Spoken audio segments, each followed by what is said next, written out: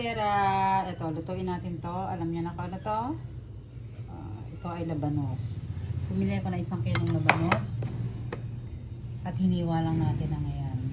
Mga ganyan kaminipis. At syempre, igigisa lang natin yan. At ang partner niyan ay napakasimple lang ito. At ito sardinas. 2 latang sardinas lang. Wala tayong Lucky 7 kaya mega ang gagamitin natin. Mega, baka naman. Ito. Umpisa na pagluto. Ang kailangan lang nito. Syempre, pag nagigisa tayo, ang kailangan lang natin ay sibuyas at bawang.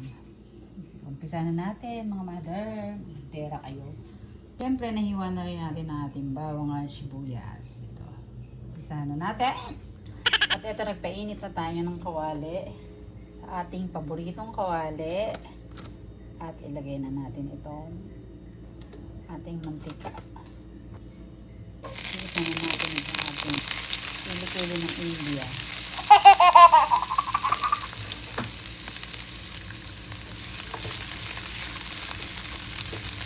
Ilagay lang natin ito.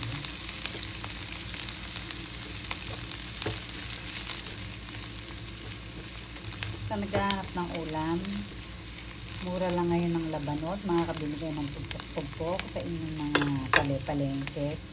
Itong labanos na to ay nabili ko lang to sa palengke ng pugpok. So ilagay na natin itong bawang na panlaban sa aswang. Sinitin natin. Sayang. Medyo mahal pa rin ang bawang ngayon. Pag-isa mo lang yan.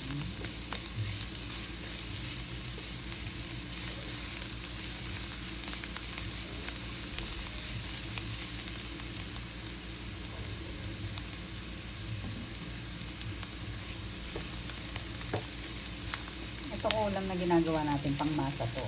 So nice. Naluto ko na to dati. Sarap. Sarap siya talaga. Kaya sinishare ko sa inyo mga kamahalera. Wow! So, ngayon pwede natin itong hiniwa natin na labanos. Ayan natin lahat.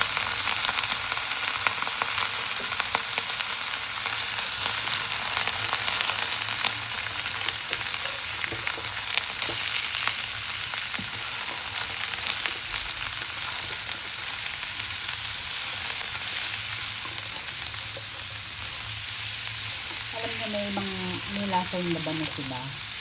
Pero pag ginisa niyo siya, nawawala yung lasa niya na yung parang medyo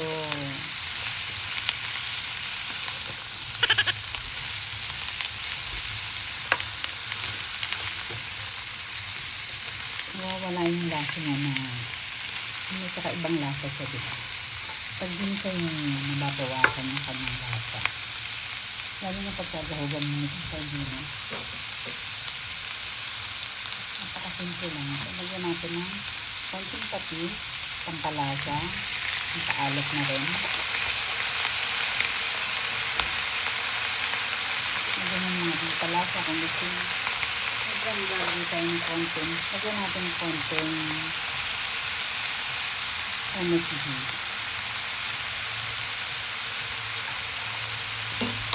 Hindi lang naman kasi ang nakakain. Kaya lagyan natin ng ulit.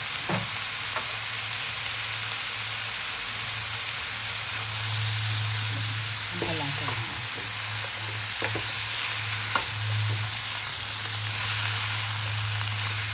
Ito yung sardinas. Malasa na talaga ito. Yung sardinas, kahit saan pwede nyo sa ilagay. Kahit sa gulay. Pwede na rin naman kayo na ganito lang. Ikaw sa kanin na gawing ulam ng ganito.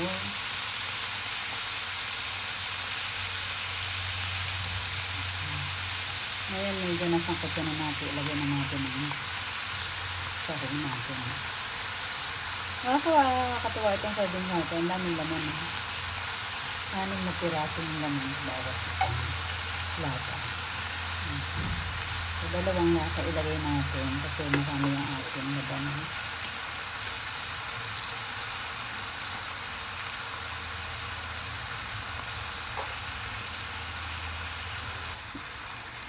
Siyempre, babanlawan natin yung lata para walang sayang. Diba? Yan yung mga rice na mami.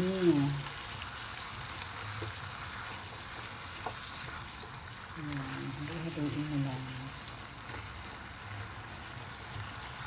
Gusto nyo lurubin yung sardinas. Sa inyo yan. Gusto nyo meron mga chunks pa ng sardinas. Meron ko pang mga gusto ko mga hati-hatiin ko lang sa gitna yung sardinas.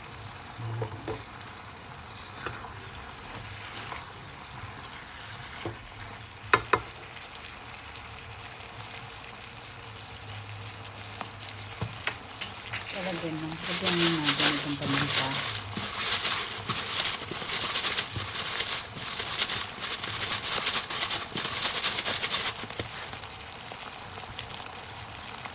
At syempre, yung nasabi ko sa inyo, yung tatapon ng lata, meron pa mga sauce yung sa loob.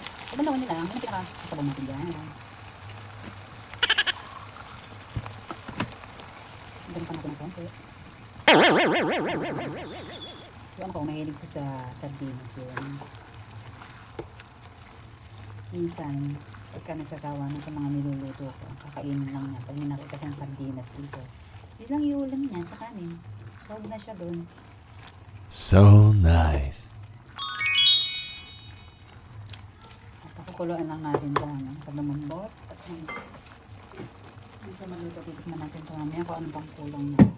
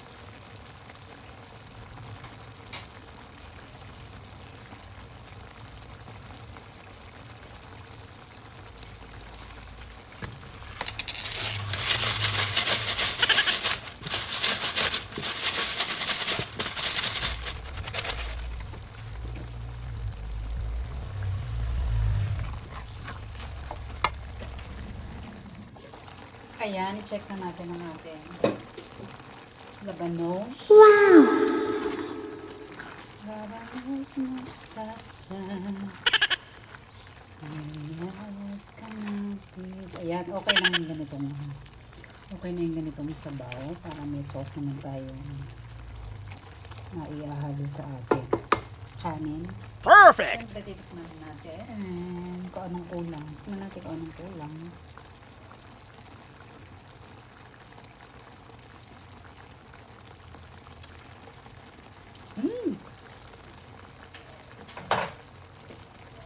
Alam niyo yung lasa ng labanos, nawala talaga siya. Try niyo ito mga kamahadera. Yan, lagyan pa natin ng konting asin dahil medyo matabang siya.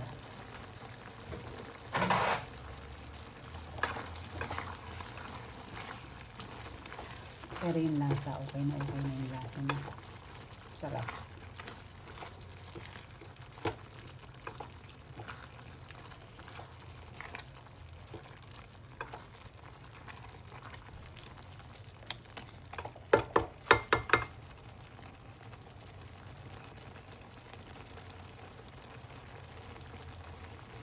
Tikman naman natin kung okay nito, kung malambot natin. Kung malambot na siya.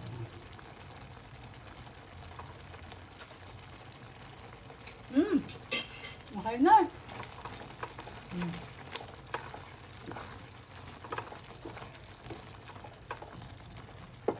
Patay na natin ang apoy dahil luto na siya mga kamahadera. Meron na tayong pang lunch.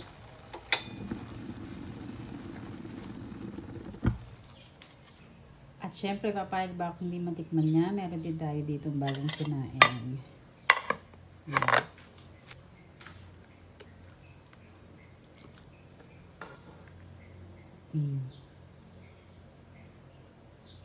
Alam mo, sa panahon ngayon, mga kamaders, kailangan maparaan tayo sa ulam. Syempre, kailangan i-budget din ng mga bagay-bagay. Lalo na itong mga kinakain natin, alam natin, kailangan masustansya rin. Diba? So, saan ka pa? Mura-mura niyan sa palengke. Nabili ko lang yun. 35 pesos lang, isang tumpok niyan. O, 2 latang sardinas lang. Isa-gisa lang. O, meron ka ng ulam para sa pamilya mo. Masustansya pa. Perfect! Tikman nga natin.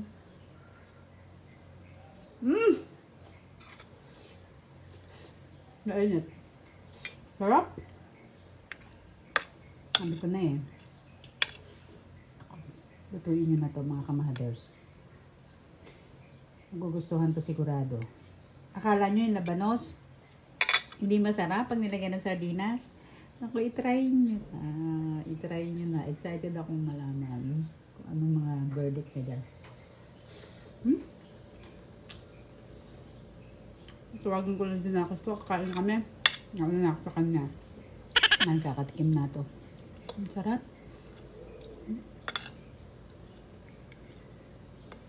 Sarap.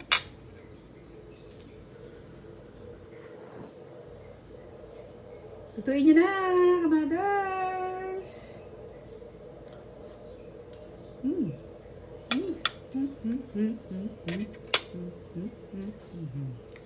Wow, ang dami. Sarap ba? Paborito talaga niya ang labanos. Say hi! Ready, set, G!